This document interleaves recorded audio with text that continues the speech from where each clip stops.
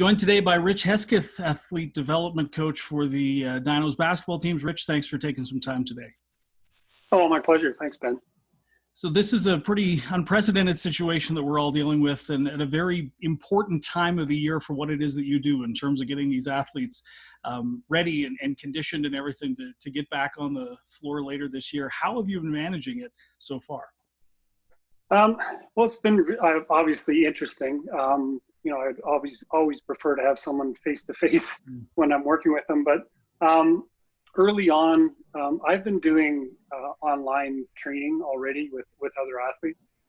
So when I approached Coach Dan Van Horn about how we're going to be able to do this, I suggested why don't we just get a Zoom account and get things set up and do workouts that way. And a little bit of trial and error. Obviously, there's always things that you're trying to do, but actually having some really good turnouts with workouts. I mean, with the men's team, I've got 2 sessions a day, so the guys who are working during the day can catch a later evening session, and the guys who aren't working or work later, they can catch the morning sessions. So I mean, essentially, I'm having contact time with just about everyone, close to 6 days or 6 times out of the 5 days, Monday to Friday. So it's been, to be honest, because I'm right in their ear when they've got their earbuds in and their phone is on and I'm coaching them, I've been able to use it to my advantage, to be honest. I can give them cueing immediately. I kind of have to, look, but I mean, for the most part, I can, call out a name and say, okay, change your shin angle, or, improve your posture, keep your upright, or bend over more, or whatever it is.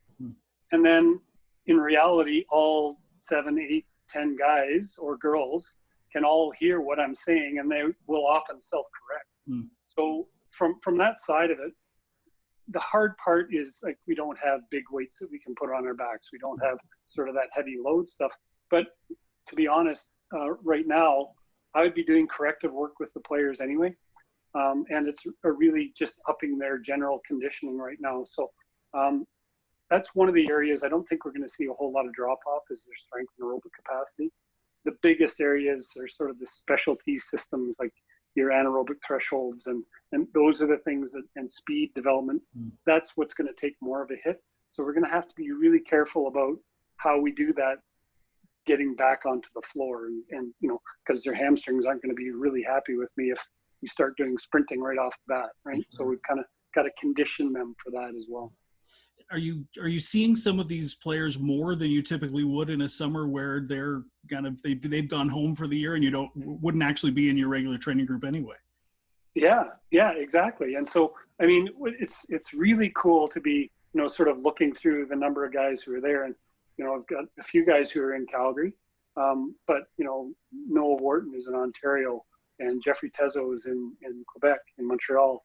So these are guys who I likely would not see that often, and I'm getting regular contacts with them. So again, I obviously would prefer to see them live, but under the circumstances, I think I'm finding ways to have an impact on them, probably more so because I can see them more often. I can give them the corrections, and I'm seeing some pretty significant changes in the technical side of what I'm asking to do, so that when we do get back together, both guys and girls, it's not going to take much to do some self-correction for them and some correction for me, because they're going to go, okay, I've heard this before, and it's ongoing. Like, I'm always talking in their ear. Like I said, I think it would be nice to be able to put more load on them for some of the exercises, but honestly, we're doing single leg split squat stuff, and some of the guys have their backpacks filled up with books and computer. Like, they're just finding as much weight as they can to put on there. And there are some guys who have full on weight equipment, so they're fine. But for the most part, we're just modifying around the areas and trying to keep it consistent, so everyone is kind of training at the same level at this point. Honestly, I don't think we've lost too much, and I think in many ways we've made some gains, just from the posture and corrective side.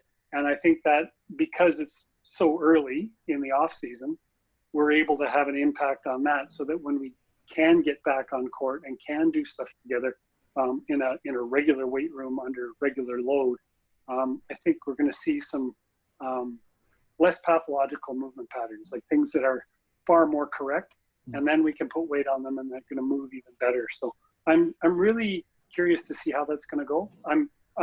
It's not even hopeful. I'm very optimistic to see how well guys are going to be doing at this point.